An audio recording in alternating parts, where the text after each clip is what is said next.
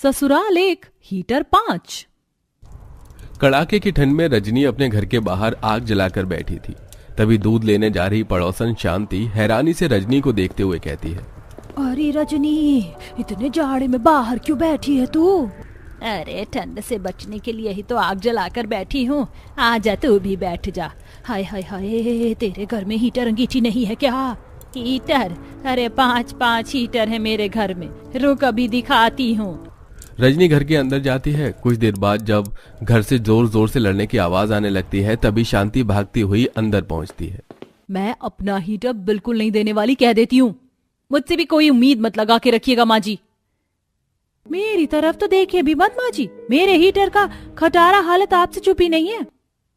ये भगवान, क्या फायदा एक ही घर में 5 हीटर होने का।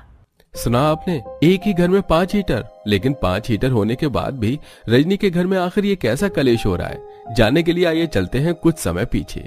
बहू, जरा कड़क चाय पिला दे, सर्दी के मारे शरीर में कपकपी सी हो रही है। माँ जी, अभी 10 मिनट पहले ही तो प्राची ने चाय बना कर दी थी आपको। और वैसे भी जब से ठंड हुई है आपने तो कहीं आना जाना ही बंद कर दिया है। अरे तो इस ठंड में कहाँ मरने के लिए जाऊं मैं? लगता है तुम बहुओं से ये सास शांति से बैठी देखी नहीं जा रही है। शांति से बैठो तब ना। क्या क्या बोली बहू? माँ जी, दीदी सही तो कह रही हैं। अगर ठंड में आप ऐसे ही घर में बैठी रहो ना तो आपके हाथ पैर अकड़ जाएंगे। माँ जी, आपको नहीं जाना बाहर तो कोई नहीं, घर में एक हीटर ही ले आओ, कुछ तो राहत मिलेगी ठंड से। ये तो तू सही कह रही है बहू। और हीटर से याद आया कि हीटर है तो सही घर में। रुक, मैंने कहीं तो रखा है। तभी रजनी स्टोर रूम में जाती है और एक पुराना हीटर लेकर आती है। हीटर देखकर पांचों बहुओं के चेहरे पर चमक आ जाती है। लेकिन जैसे ही हीटर प्लग में लगाकर ऑन करते हैं तो हीटर नहीं चलता। माँ जी, ये कौन से जमाने का हीटर है, चल ही नहीं रहा। अरे थोड़ा पुराना है, मुझे लगता है रखे रखे खराब हो गया है। लाइए माँ जी, मैं देखती हूँ क्या गड़बड़ है इसमें। राखी उस पुराने हीटर को अच्छे से साफ कर ठीक करके ऑन करती है। हीटर की गर्म हवा से सभी को बहुत राहत मिलती है। अब रजनी को जब भी ठंड लगती तो वो हीटर चला लिया करती, लेकिन वहीं उसकी बहुएं कोई भी काम करके आती तो हीटर ऑन करके बैठ जाया करती। एक रोज शाम के समय सभी बैठकर चाय पी रही होती हैं, तभी हीटर की गर्माहट लेने के लिए पांचों बहुएं हीटर को बार बार अपनी तरफ करती रहती हैं। अरे थोड़ी हवा मुझे भी लेने दो दीदी, थोड़ा सब्र करो, मैं अभी बर्तन धोकर आई हूँ, हाथ सुन्न पड़ गए हैं मेरे। अरे इस एक हीटर ने की जान लोगी क्या तुम पांचों? कब से इधर उधर नचाए जा रही हो। ला, इसे इधर रख दे और जाओ तुम लोग अपना अपना काम करो। पांचों मुंह बनाकर रसोई में चली जाती हैं और गुस्से में कहती हैं, सारी सर्दी तो माँ जी के लिए, हम तो जैसे लोहे के बने हैं, हमें तो ठंड लगती ही नहीं। अब क्या ही कर सकते हैं, हीटर के लिए माँ जी से लड़ने तो नहीं बैठ जाएंगे ना। यही तो दिक्कत है, लेकिन माँ जी का ये बर्ताव ठीक नहीं है। मैं तो जा रही हूँ अपने कमरे में। कनिका अपने कमरे में जाकर सीधे अपने मायके फोन घुमा देती है। क्या बताऊं माँ, यहाँ ठंड के मारे हाथ पैर सूज गए। अच्छा, आप कल मिलने आ रही है मुझसे, ये तो बहुत अच्छी बात है। अच्छा माँ, मेरा एक काम करना। कनिका अपनी माँ से बातों में लग जाती है। अगले दिन शाम के समय कनिका का भाई उससे मिलने के लिए आता है। अरे बेटा, बड़े दिनों पर आया है अपनी बहन की खोज खबर लेने। अरे ये क्या लेकर आया है? हाँ भाई, ये क्या लेकर आए हो तुम? ये हीटर है। माँ ने कहा है कि बहन के घर खाली हाथ नहीं जाते, और फिर सर्दी भी हो रही है तो ये हीटर काम आएगा दीदी के। देखा माँ जी, मेरी माँ को मेरी कितनी फिक्र है। हाँ हाँ, मैंने देख लिया। अब इस हीटर को निहारना बंद करके अपने भाई की खातिरदारी कर ले। इस तरह कनिका अपने मायके से अपने लिए हीटर मंगवा लेती है और उसे अपने कमरे में ही चलाया करती। अपनी बाकी बहुओं के पास हीटर न होने का दुख रजनी से देखा नहीं जाता, तो वो चारों बहुओं को बुलाकर कहती है, अब कनिका बहू के पास तो अपना हीटर है, लेकिन मैं तुम लोगों को ऐसे ठंड में ठिठुरता देखूं इतनी निर्दयी नहीं हूँ। इसलिए अब ये हीटर तुम चारों बारी बारी इस्तेमाल कर लेना। अपनी सास की बात मानकर कुछ दिन तो चारों बारी बारी से हीटर का इस्तेमाल करती, लेकिन एक रोज हीटर फिर खराब हो जाने पर राखी उसे ठीक करके अपने ही कमरे में रख लेती है। अब तो बड़ी दीदी ने भी हीटर अपने कमरे में रखना शुरू कर दिया। हाँ, तो चलकर माँ जी को बताते हैं। उससे क्या होगा? मैं तो कहती हूँ जैसे इन दोनों ने अपने हीटर का जुगाड़ कर लिया, अब हम तीनों को भी अपने हीटर का जुगाड़ कर लेना चाहिए। प्राची की बात सुनकर सौम्या और रीना भी सोच में पड़ जाती हैं और अगले कुछ दिनों में ही प्राची अपने मोहल्ले की लॉटरी में हीटर जीत जाती है। तो वहीं रीना अपने पति से जिद करवाकर हीटर मंगवाती है। तो इधर सौम्या भी अपने कुछ बचाए हुए पैसों से किश्तों पर सस्ता हीटर ले आती है। अब घर में 5 हीटर होने की बात जब रजनी को पता चलती है तो वो सभी को सुनाते हुए कहती है, मैं पूछती हूँ कि एक घर में 5 हीटर का क्या काम है? माँ जी, हाँ आपको तो खुश होना चाहिए कि अब हीटर को लेकर लड़ाई तो नहीं होगी। अरे तुम्हारी लड़ाई जाए गैया के खेत में। इन हीटरों के कारण घर का बिजली बिल जो बढ़कर आएगा वो क्या तुम्हारे मायके वाले भरेंगे? माँ जी, आप ना फालतू ही चिंता कर रही हो, हीटर से इतना बिल नहीं आएगा। रजनी की बहुएं उसकी बातों को नजरअंदाज करके अपने हिसाब से हीटर का इस्तेमाल करती हैं और ज्यादातर अपने कमरों में ही हीटर की गर्माहट में रहा करती, जिससे घर के काम समय पर न होने से पांचों में नोक झोंक हुआ करती। मैंने सुबह के बर्तन धो दिए थे, शाम के बर्तन तो कनिका दीदी करती है ना। अब तू मुझे बताएगी मेरा काम? देखो ठंड सबके लिए, इसलिए अपना अपना काम समय से करो तो दिक्कत किस बात की है? हरी नास पिटियों कुछ देर की शांति तो रखो, हर वक्त खिटपिट चालू रहती है। एक रोज ठंडी हवाएं चलने के कारण रजनी को बहुत कपकपी होने लगती है और वो अपने बेटों के ऑफिस जाने के बाद बाहर आग जलाकर बैठ जाती है। तभी दूध लेने जा रही पड़ोसन शांति हैरानी से रजनी को देखते हुए कहती है, अरे रजनी, इतने जाड़े में बाहर क्यों बैठी है तू? अरे ठंड से बचने के लिए ही तो आग जलाकर बैठी हूँ। आजा बैठ जा तू भी। हाय हाय, तेरे घर में हीटर अंगीठी नहीं है क्या? हीटर? अरे 5 हीटर है मेरे घर में, रुक अभी दिखाती हूँ। रजनी घर के अंदर जाती है। कुछ देर बाद घर से जोर जोर से लड़ने की आवाज आने लगती है। तभी शांति भागती हुई अंदर पहुंचती है। मैं अपना हीटर बिल्कुल नहीं देने वाली, कह देती हूँ। मुझसे भी कोई उम्मीद मत रखिएगा माँ जी। मेरी तरफ तो देखिए भी मत माँ जी, मेरे हीटर का खटारा हालत आपसे छुपी नहीं है। ये भगवान, क्या फायदा एक ही घर में 5 हीटर होने का।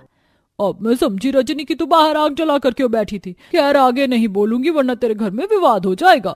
शांति मुंह बनाकर वहां से चली जाती है। अब 1 महीने बाद जब बिजली का बिल आता है तो सभी के पैरों तले जमीन खिसक जाती है। हे भगवान, 15,000 का बिजली बिल, ये कैसे आ गया? इतना बिल तो पहले कभी नहीं आया।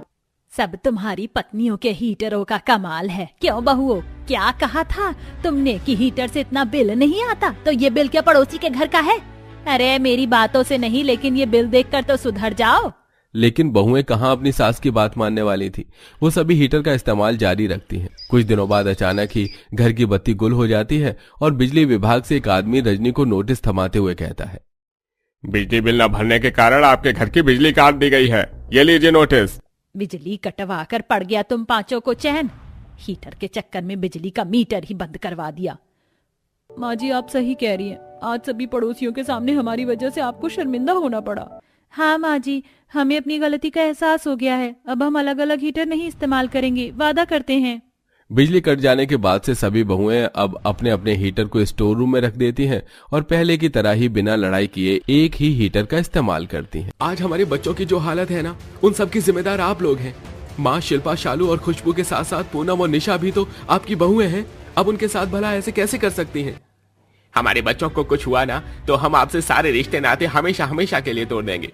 और माँ, आप तो भूल ही जाना कि आपके नरेश और दुर्गेश नाम के कोई बेटे भी थे। आखिरकार सुनीता, शालू, शिल्पा और खुशबू ने ऐसा क्या किया था जो आज पूनम और निशा के बच्चों की जान पर बात बनाई थी? इसे जानने के लिए हमें कहानी में थोड़ा पीछे जाना होगा। शिल्पा, शालू, खुशबू बहू, मैंने तुम तीनों के लिए देसी घी के ये गोंद के लड्डू बनाए हैं। इसे खाने से होने वाला बच्चा बहुत तंदुरुस्त पैदा होता है और माँ की सेहत भी बनी रहती है। अब तुम तीनों को दिन में 2 बार ये लड्डू और साथ में 1-1 गिलास केसर का दूध पीना है। इन लड्डुओं में से तो काफी अच्छी खुशबू आ रही है। मैं तो लड्डू को आराम से अपने कमरे में बैठकर खाऊंगी। तुम तीनों अपने कमरे में जाकर आराम करो, मैं तुम्हारे लिए लड्डू और दूध लेकर वहीं आती हूँ। सुनीता अपनी तीनों गर्भवती बहू शिल्पा, शालू और खुशबू को उनके कमरे में ले जाकर गर्मा गर्म दूध, गुड़ के लड्डू और काजू बादाम देती है। जहां एक तरफ सुनीता की तीनों 6 महीने की गर्भवती बहुएं अपने कमरे में बैठकर हीटर के सामने लड्डू और बादाम खा रही थीं, तो वहीं दूसरी तरफ सुनीता की 2 बहुएं पूनम और निशा इस कड़कड़ाती ठंड में अपनी कोख में 8 महीने का बच्चा लेकर आंगन में कपड़े धो रही होती हैं। पूनम, आज तो बहुत ज्यादा ठंड हो रही है ना। देखो ना, आज तो सूरज भी नहीं निकला है और तो और कितना कोहरा भी हो रहा है। मैं तो जल्दी से काम खत्म करके रजाई में जाकर सो जाऊंगी। क्या ही फायदा उस रजाई को ओढ़ने का। देखा नहीं तुमने वो रजाई कितनी जगह से फटी हुई है। माँ जी ने हमें न जाने कितने सालों पुरानी रजाई निकाल कर दी है। चूहे ने उसे कई जगह से कुतरा हुआ है, उसमें क्या ही वो हवा रुकेगी। माँ जी का तो प्यार बस अपनी उन तीनों बहू पर निकलता है। हम गरीब लोगों के लिए तो उनके दिल में रत्ती भर भी प्यार नहीं है। ऊपर से हमारे पति भी यहाँ नहीं रहते। पूनम ठंड से कांपते हुए जल्दी से सारे काम खत्म करती है और कमरे में जाकर अपनी फटी हुई रजाई को कुछ कपड़ों की मदद से सिलने लगती है।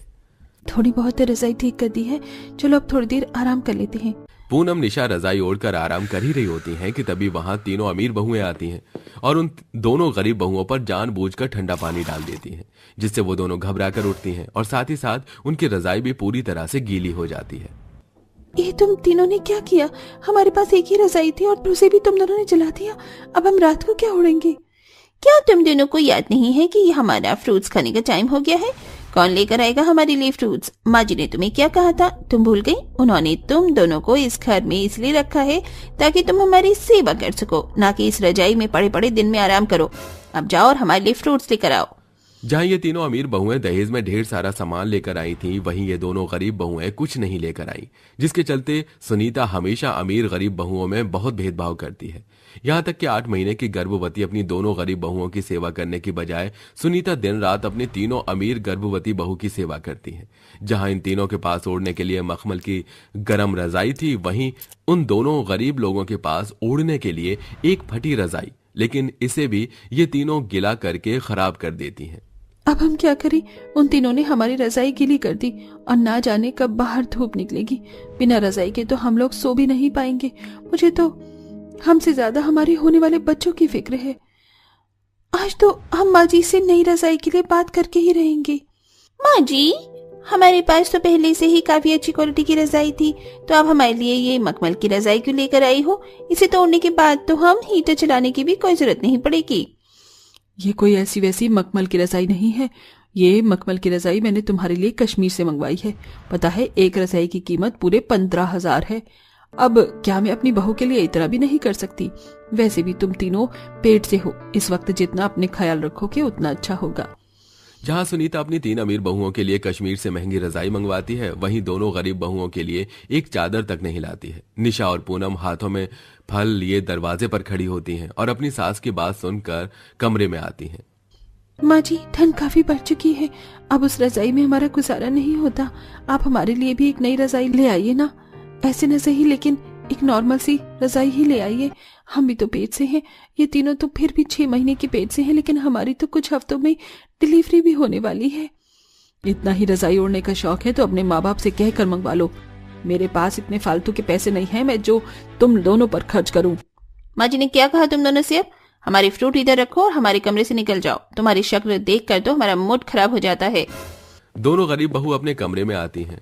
गीली रजाई होने की वजह से पतली सी चादर ओढ़कर ही सारी रात ठंड से कपकपाती हैं। अगले दिन हल्की हल्की धूप निकलता देख दोनों बहुएं अपनी गीली रजाई को छत पर ले जाती हैं। अब बस इस धूप में जैसे तैसे कर हमारी ये रजाई सूख जाए। कल रात तो हमने बिना रजाई के गुजार ली, लेकिन आज की रात नहीं गुजर पाएगी। इस धूप में खड़े होकर भी मुझे अभी भी हल्की हल्की ठंड लग रही है। हे भगवान, प्लीज थोड़ी धूप तेज कर दो। कुछ घंटे काफी अच्छी और कड़क धूप निकलती है, जिसके चलते निशा और पूनम की रजाई हल्की हल्की सूख जाती है और तकरीबन 1 हफ्ते के लंबे समय के बाद उन दोनों बहुओं की रजाई अब पूरी तरह से सूख चुकी थी। वहीं दूसरी तरफ आज तो कितनी अच्छी धूप निकली है। मैं तो कह रही हूँ हमारी ये मखमल की रजाई को ले जाकर हम लोग छत पर डाल देते हैं। धूप लगने की वजह से थोड़ी गर्म भी हो जाएगी। धूप तो सच में निकली काफी अच्छी है। चलो रजाई लेकर छत पे चलते हैं। एक एक कर तीनों बहुएं रजाई को छत पर ले जाती हैं और उन्हें धूप में रख सीधा नीचे आ जाती हैं कि तभी थोड़ी देर में बहुत तेज बारिश होती है, जिससे वो तीनों की रजाई भीग जाती है और अब उन तीनों अमीर बहुओं के पास ओढ़ने के लिए कुछ भी नहीं होता। हम क्या करें? हमारी रजाई तो बारिश में भीग गई और जो हम पहले रजाई ओढ़ते थे उसे भी हमने गरीबों में दान कर दी। अब हमारे पास ओढ़ने के लिए कुछ भी नहीं है। रजाई ओढ़े बिना तो मैं रात में सो भी नहीं पाऊंगी। मुझे तो अभी से ही ठंड भी लग रही है। हम क्या करें? खुशबू, शालू और शिल्पा की बात सुन पूनम निशा को उन तीनों की काफी फिक्र सताने लगती है, जिसके चलते वो अपनी रजाई ले जाकर उन दोनों को दे देती हैं। हमारी रजाई अच्छे से सूख चुकी है, अगर तुम तीनों चाहो तो इसे ओढ़ लो। हमारे पास रजाई नहीं है, इसीलिए हम तुम गरीब की रजाई को ले रहे हैं, वरना हम तो इसे छुए तक नहीं। तीनों अमीर बहुएं दोनों गरीब बहुओं से उनकी रजाई को लेकर अपने कमरे में आ जाती हैं और 2 रजाई को मिलाकर आराम से सो जाती हैं। तकरीबन 1 हफ्ते तक तीनों अमीर बहुएं उन दोनों गरीब बहुओं की रजाई में आराम से सोती हैं और बेचारी दोनों गरीब बहुएं ठंड से कपकपाती हैं। समय गुजरता है और उन दोनों की डिलीवरी का समय आ जाता है, जिसके चलते दोनों अस्पताल में भर्ती होती हैं। वहीं उन दोनों के पति भी अब काम से वापस घर आ जाते हैं और आज पूरा परिवार अस्पताल में होता है। पूनम और निशा की डिलीवरी तो नॉर्मल हो जाती है, लेकिन बिना रजाई की वजह से जो ठंड होने लगती थी वो उनके बच्चों के सीने पर बैठ जाती है और दोनों बच्चे पैदा होते ही एडमिट हो जाते हैं। दोनों बच्चों को निमोनिया हो गया है, ठंड उनके सीने पर बैठ गई है। लगता है प्रेगनेंसी के टाइम पर उनकी माँ का ठीक से ध्यान नहीं रखा गया है। आप बच्चों के आगे के ट्रीटमेंट के लिए इस फॉर्म पर साइन कर दीजिए। नहीं, ऐसे नहीं हो सकता। अगर हमारे बच्चे को कुछ हो गया तो हम भी मर जाएंगे। ये सब सिर्फ आपकी माँ और उन तीनों की वजह से हुआ है। हमने हमेशा इनका भला चाहा, लेकिन आज इनकी वजह से हमारी क्या हालत हो गई है, हमारे बच्चों की भी। मैं तो सोच भी नहीं सकता कि आप लोग हमारी पत्नियों के साथ ऐसा बर्ताव करेंगे। माँ, मुझे शर्म आती है खुद को अपना बेटा कहते हुए। एक माँ होकर आप दूसरी माँ के साथ ऐसा कैसे कर सकती हैं? दुर्गेश और नरेश की ऐसी बातें सुनकर सुनीता को अपनी गलती का एहसास होता है। वहीं दोनों मासूम बच्चों की ऐसी हालत देख अमीर बहू को भी अपनी पेट में पल रहे बच्चे के बारे में सोच पछतावा होता है। इतनी पागल थी मैं जो अमीर और गरीब के चलते अपने ही वंश के चिराग की जान खतरे में डाल बैठी। बहू तो फिक्र मत कर, मैं शहर के सबसे बड़े डॉक्टर को बुलाऊंगी, लेकिन तुम दोनों के बच्चों को कुछ नहीं होने दूंगी। पूनम, हमें माफ कर दो, सबसे बड़ी गलती तो हमसे हुई है। तुम दोनों ने हमारी मदद करनी चाहिए और हम तीनों ने इसका फायदा उठाकर तुम्हें इतनी तकलीफ में डाल दिया। पूरा परिवार मिलकर निशा और पूनम के बच्चे की सलामती के लिए दुआ करता है। कई तरह की ट्रीटमेंट और दवाई के बाद आखिरकार पूनम और निशा के बच्चों की हालत में काफी सुधार आता है। वहीं अब तीनों अमीर बहू और सास मिलकर उन दोनों बच्चों और दोनों गरीब बहू का भी काफी अच्छे से ध्यान रखते हैं और आखिरकार वो सब सुधर जाते हैं।